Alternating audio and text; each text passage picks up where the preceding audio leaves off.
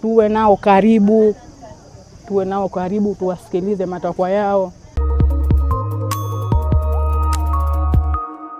Kumetokea tukio la aina gani? Kumetokea mtu watoto wamejinyonga.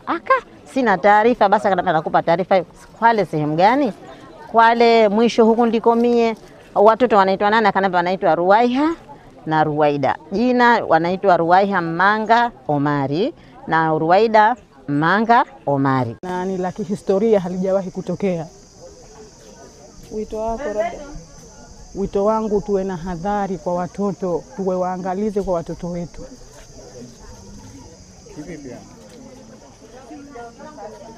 Yani watoto tuwe nao karibu, tuwasikilize matakwa yao. Kwa kweli tokeo hilo limetugusa na limetuumiza sana tu, hasa kama ni wazazi. Kwa hiyo kwa kweli tunaumia 100%. Kwa hiyo huu ni mtihani mrefu kwa kweli. Lakini vile vile tunashukuru angalau Sihaba, jeshi la polisi, baada ya kupata taarifa angalau wamejitokeza, wamekuja pamoja na zimamoto, usalama na vikosi vingine, wamekuja vizuri kwa kushukuru.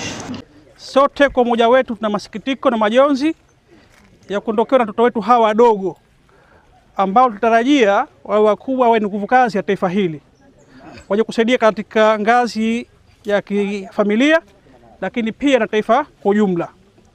Tunawashukuru sana wananchi wa Kwale kwa mashirikiano yetu makubwa ambayo tumekuja katika zoezi hili la kuondokewa na vijana wetu hawa wawili wadogo, wanafunzi katika familia moja. Tunakuombeni kwamba tuwe na subra katika kipindi hichi kigumu cha msiba huu, lakini pia kutokana na utafiti wetu ama uchunguzi wetu, vijana wetu hawa tutawahitaji kidogo kwa uchunguzi wa ziada. Kwa hivyo sisi serikali tutachukua kwa muda mfupi vijana hawa tukakamilisha uchunguzi wetu, na baada hapo tulikabidhi familia kwa ajili